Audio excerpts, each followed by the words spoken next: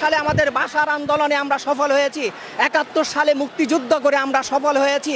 আজকে ২৪ সালে আমরা বিফল হতে পারি না। এই ২৪ সালও আপামর ছাত্র জনতার ঐক্যবদ্ধ আন্দোলনের মাধ্যমে সফল হবে বলে আমার বিশ্বাস। আপনারা নেমে আসুন।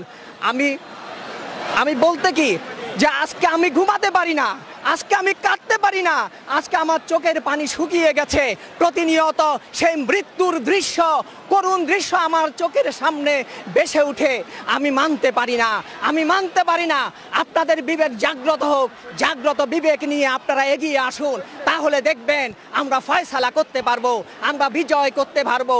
আপনারা জানেন আমাদের ইতিহাস সংগ্রামের ইতিহাস, আমাদের ইতিহাস বিজয়ের ইতিহাস।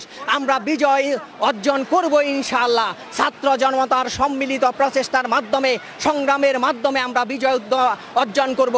আজকে ছাত্ররা আমাদেরকে শিখিয়ে দিয়ে যাচ্ছে।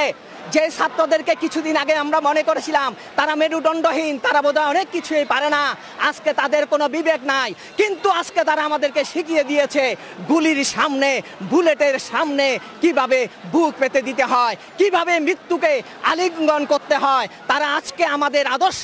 আমি আমার পক্ষ থেকে তাদেরকে স্যালুট জানাই।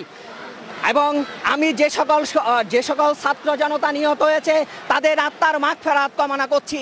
রাজপথ রক্তে রঞ্জিত, এই রাজপথ রক্তে রঞ্জিত রাজপথকে আমরা সেই হায়নারকের কাছে আর সমর্পণ করতে চাই না। আমি আমার এই রক্তে রঞ্জিত রাজপথকে আমার ছাত্র জনতার দখলে রাখতে চাই। আমাদের